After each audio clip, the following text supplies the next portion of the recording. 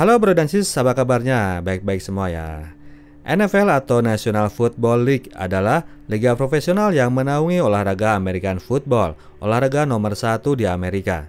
Namun siapa sangka di balik gebiarnya cabang olahraga ini ada sebuah sisi gelap yang mulai terkuak dan mulai mengancam keberadaan olahraga tersebut.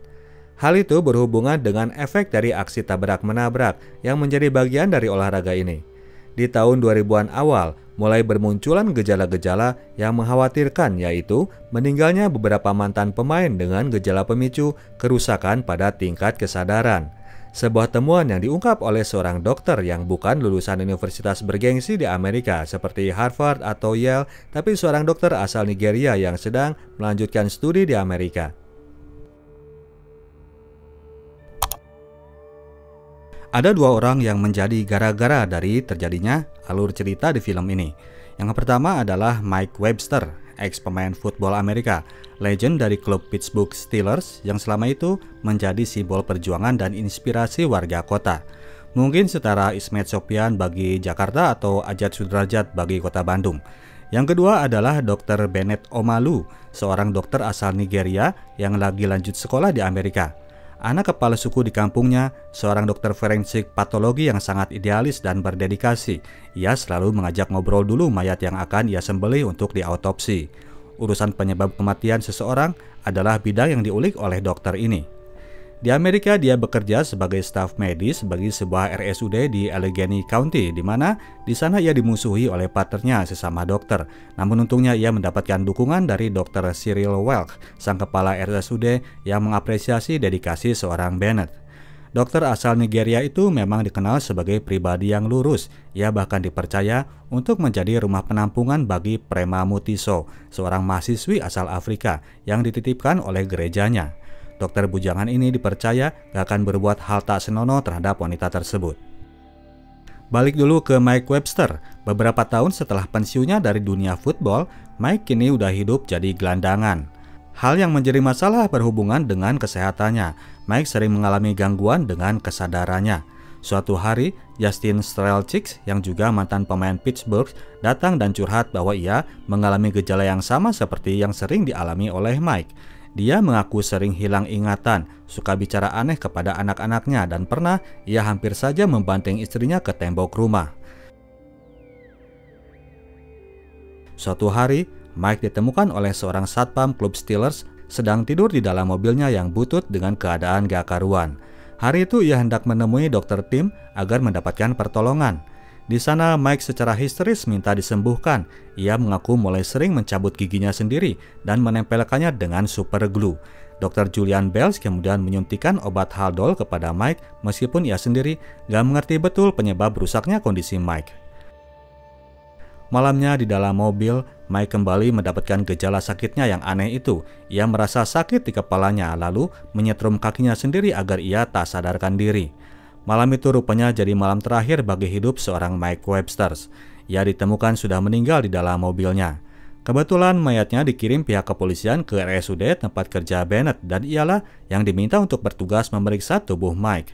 Melihat keanehan dari kondisi tubuh yang ia lihat, Dr. Bennett pun segera meminta untuk dilakukan full autopsi meskipun ia harus berantem dengan sang partner yang tidak rela idolanya dibedal-bedel. Namun demikian, Bennett kembali mendapatkan dukungan dari Cyril. Dia pun segera melakukan pembedahan terhadap sang pahlawan kota.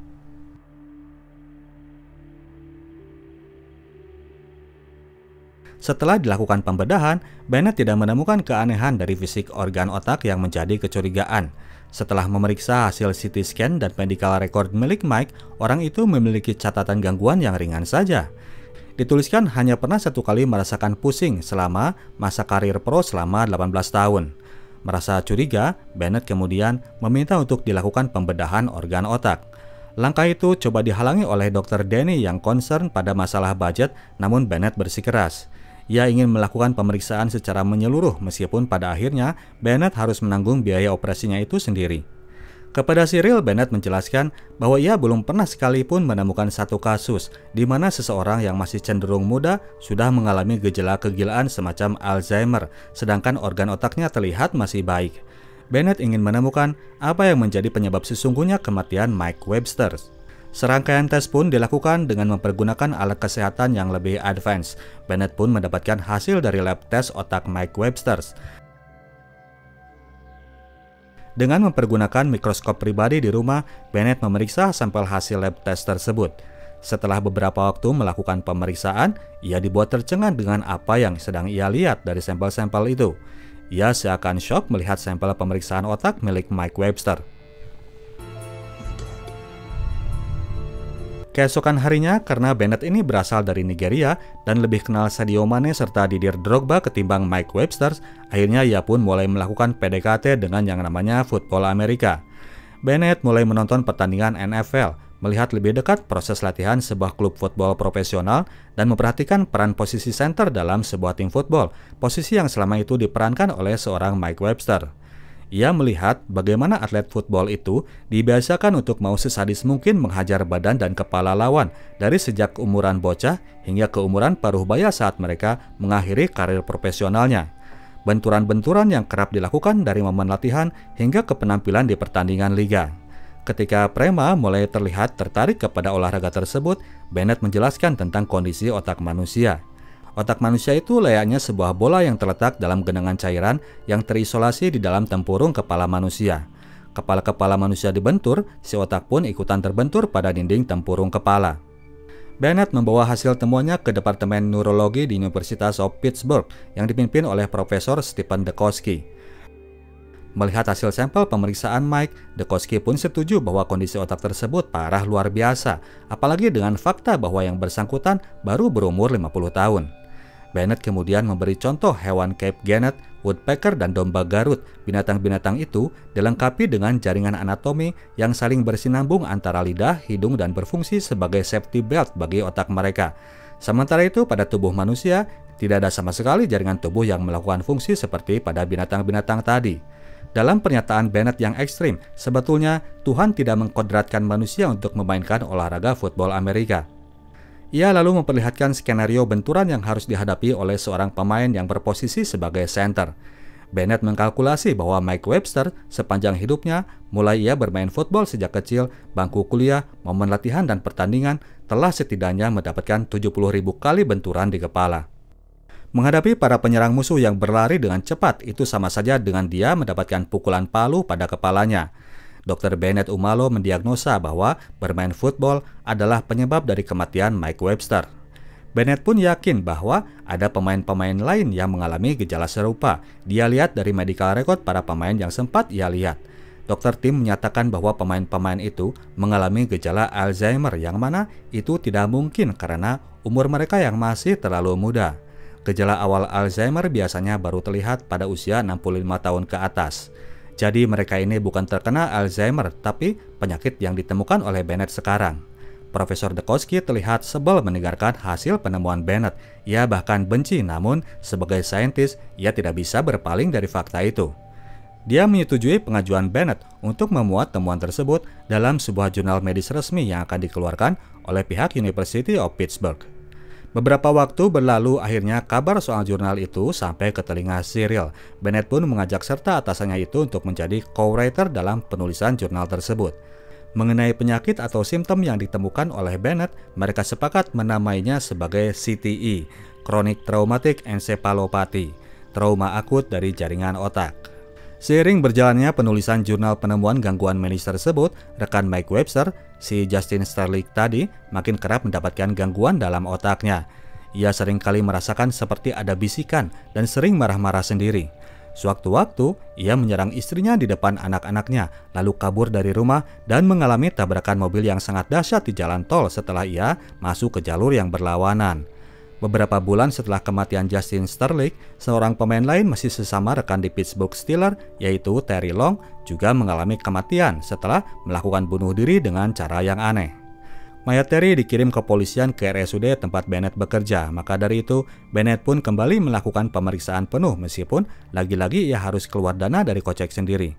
Laporan medis Terry sama-sama ditandatangani oleh dokter di tim Pittsburgh Steelers, Dr. Joseph Maroon. Saat itu bersamaan dengan rampungnya jurnal medis yang ditulis Bennett bersama tim dari University of Pittsburgh. Jurnal medis itu selesai dicetak dan siap untuk disebarluaskan. Bennett pun mulai menghalalkan hubungannya dengan Prima. Suatu hari akhirnya jurnal medis karangan Bennett dan kawan-kawan sampai ke orang NFL. Segera setelah itu, Bennett mendapatkan telepon dari seseorang yang mengaku sebagai neurologis yang melakukan riset untuk NFL. Dia bilang bahwa pemain football tidak mungkin mengalami gegar otak sekaligus mengancam bahwa karir Bennett akan berakhir. Ternyata nggak cuma Bennett yang mendapatkan telepon, tapi juga Cyril, dan sekarang pihak NFL meminta agar Bennett mengakui bahwa penelitiannya merupakan sebuah kebohongan.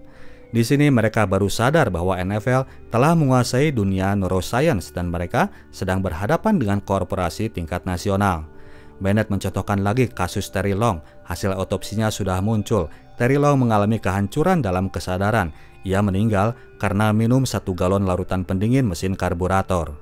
Dengan dorongan dari para koleganya, Bennett pun melakukan konfirmasi langsung ke hadapan media tentang kematian Terry Long bahwa ia meninggal karena mengidap apa yang disebut sebagai CTE tadi, sebagai efek dari karir seorang pemain football. Dia langsung melempar isu tersebut ke depan publik.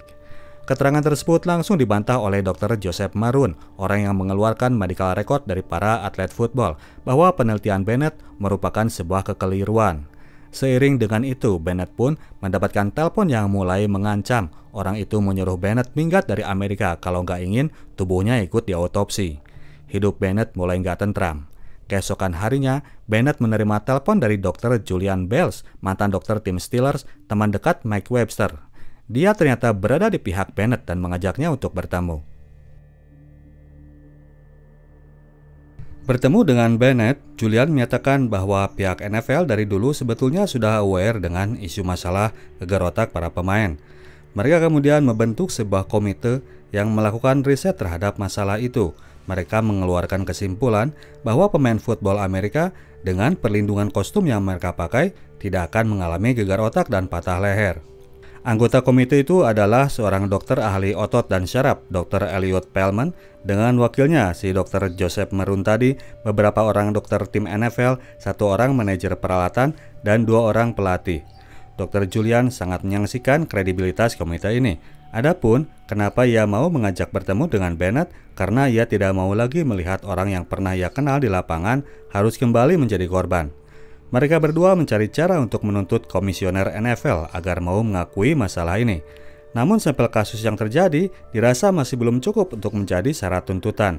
Mau tidak mau mereka harus menunggu sampai bukti yang berikut muncul ke permukaan. Suatu hari seorang mantan pemain Arizona Cardinals yang bernama Andre Waters curhat kepada Dave Duerson, mantan pemain yang masuk menjadi anggota komisioner di NFL. Andre mengeluhkan gejala yang sama dengan Mike Webster. Dia memohon agar Dave sebagai orang dalam mau mengusahakan adanya tindak lanjut dari penelitian Bennett Omalu. Dave Duerson menolak. Ia malah menyuruh Andre untuk hidup sehat, gak banyak minum, dan ngurangin makan junk food. Gak nyambung. Beberapa hari kemudian, Andre Waters ditemukan meninggal di rumahnya setelah menembakkan pistol ke dadanya. Bennett dan Julian kemudian bekerja sama. Bennett membujuk ibunya Andre, sedangkan Julian melobi istrinya agar memberi izin mereka untuk mengotopsi jenazah Andre Waters. Hasil full autopsi pun didapatkan dengan indikasi yang sama dengan 3 korban sebelumnya. Baru kali ini Julian melihat kondisi dalaman otak seseorang yang mengalami gejala CTE.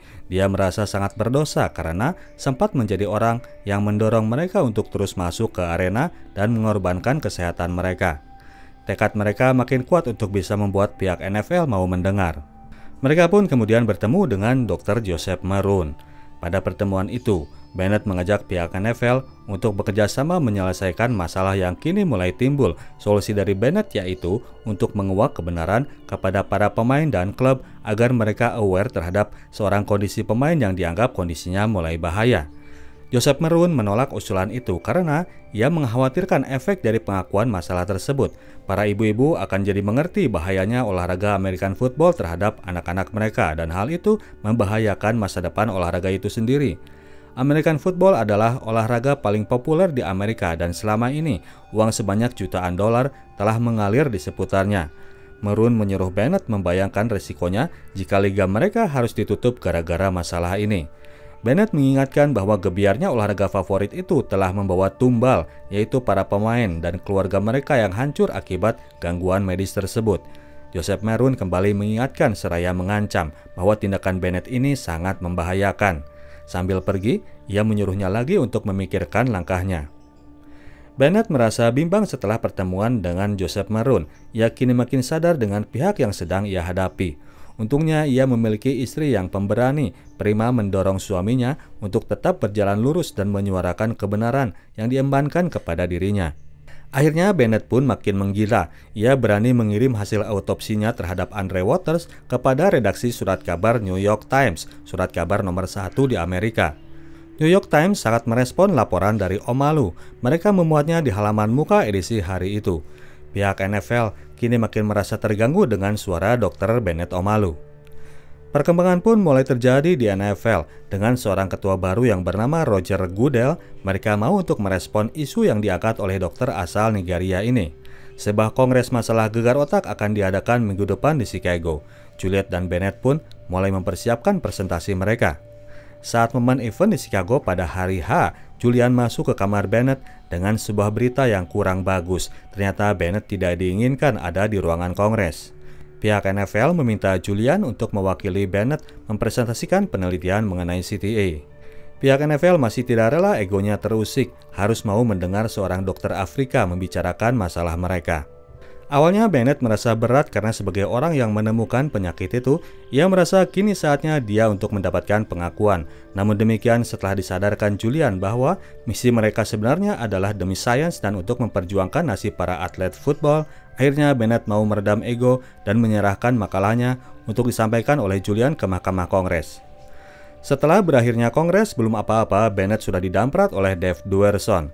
Anggota komite NFL itu meminta agar sang dokter balik ke Afrika dan tidak mengganggu urusan mereka. Dia pun kemudian bertemu dengan Julian yang baru keluar dari ruangan. Julian bilang bahwa jurnal ilmiah Bennett ditolak mentah-mentah dan menyatakan bahwa kongres itu memang telah diatur sedemikian rupa justru untuk menjatuhkan reputasi Bennett ke hadapan media. Dengan kata lain, mereka telah masuk ke dalam perangkap jebakan pihak NFL. Pasca acara kongres, ke depan semua media mainstream, pihak NFL mengklaim bahwa makalah Bennett Omalu ngaco berat dan tidak ada hubungannya antara olahraga American football dengan gangguan gegar otak daripada pemain. Hancur sudah reputasi Bennett, kredibilitasnya telah dibenamkan oleh sebuah skema yang terstruktur dari sebuah korporasi raksasa yang terlalu mega power dibanding dirinya yang seorang diri. Beberapa waktu kemudian di RSUD Allegheny County, beberapa anggota FBI dan CIA datang dan memeriksa Dr. Cyril Welch.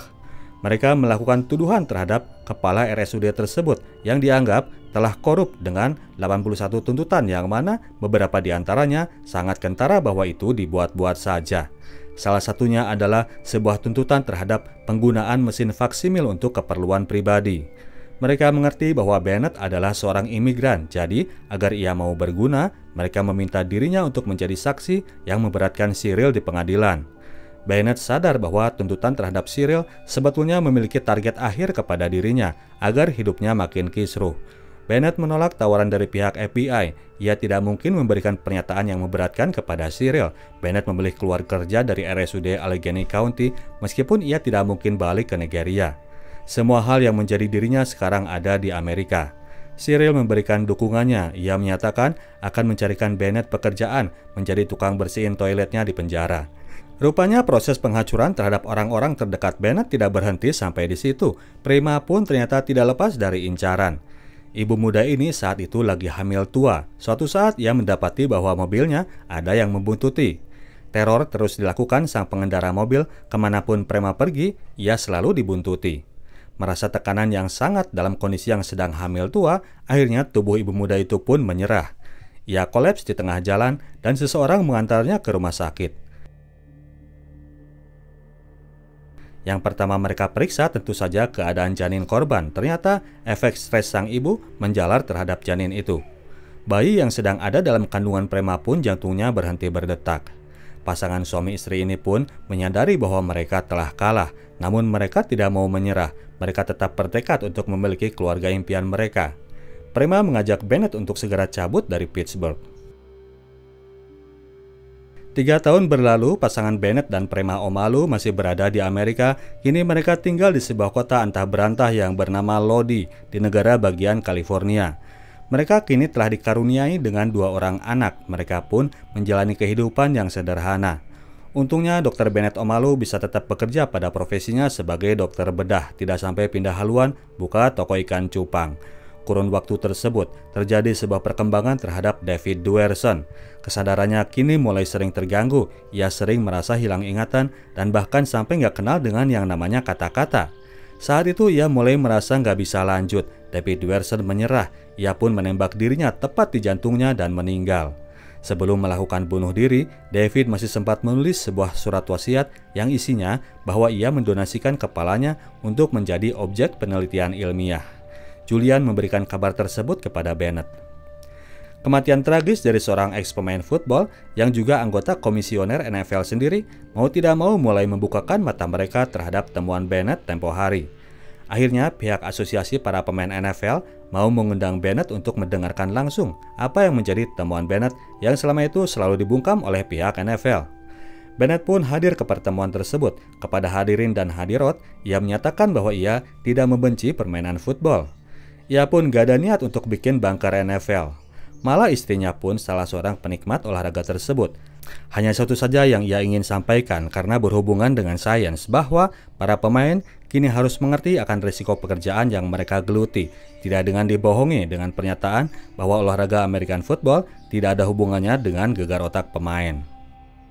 Penelitian Bennett pada akhirnya mendapatkan pengakuan. Pihak NFL mulai mendapatkan berbagai tuntutan dari berbagai pihak untuk dimajukan ke pengadilan. Pada akhirnya muncullah rekomendasi agar masalah NFL ini diajukan ke sidang Kongres atau DPR Pusat Amerika. Namun demikian, pihak NFL selalu denial dengan pernyataan yang klise seperti bahwa mereka sedang mempelajari, berusaha, dan berharap. Pada tahun 2011, ribuan ex-pemain American football melakukan tuntutan terhadap NFL mengenai masalah awareness terhadap gegar otak para pemain. NFL menyelesaikan masalah tersebut hanya dengan memberi jaminan bahwa kedepannya mereka akan lebih memberi keterangan dan peringatan tentang kapan sekiranya gangguan gegar otak seorang pemain mulai bisa membahayakan.